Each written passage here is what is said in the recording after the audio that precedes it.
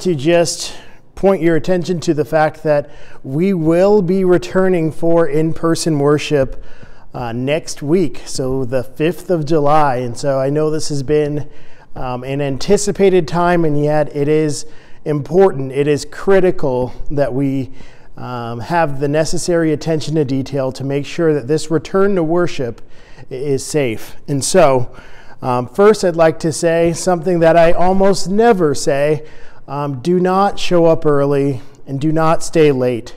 The service time will be shortened. It'll be between about 35 to 45 minutes, knowing that the longer that we are in here in this sanctuary together, the longer there is a risk for spreading COVID-19. Additionally, we are praying and working as a leadership team to make this as smooth of a process as possible, because the consequences of making a mistake are high. And so I say these things not to alarm you, but to at least give you a reminder that this will not be a normal Sunday. So we will have temperature checks at the door when you arrive, and there will be face masks that are required. Additionally, we will not be having congregational singing. So I know that is disappointing to some of you, but our praise team will be leading us in songs. But once again, I rarely say this, but you will not be singing along. So additionally, I'd like to add, if you feel unsafe attending in-person worship, no matter what your position may be in the church, even if you feel like you have some sort of responsibility, stay home.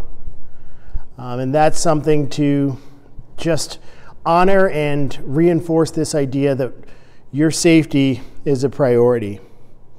Also, if you have pre-existing conditions, and I will add, if you're over the age of 70, repeating what I've heard from the CDC, stay home. You can always use your best judgment, and if it's worth the risk, but I encourage you to stay home. Additionally, when you arrive next week, please park in the front parking lot near Musing and enter through the main front entrance doors.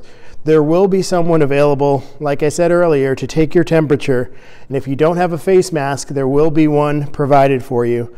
Additionally, we will have folks at the door providing hand sanitizer, and also a portable, disposable communion cup that you will carry with you. So we encourage you to bring your own communion and to carry your own trash, but if you forget it, you can still take part in this sacrament with portable communion cups that we'll have on hand.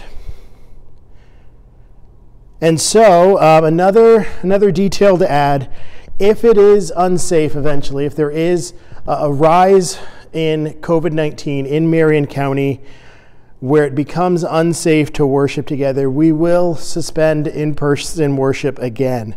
So if we are back on the 5th and say there's a surge of COVID-19 on the 6th, especially in a church similar in size or scope or location to us, we will shut down in-person worship. And so, friends, we can do this well, and God is with us, but God requires us to use our common sense. And so please follow guidelines given to us by public health experts, and above all, we are called in our Wesleyan tradition and as Christians to do no harm. And so I look forward to seeing you next week in your face mask.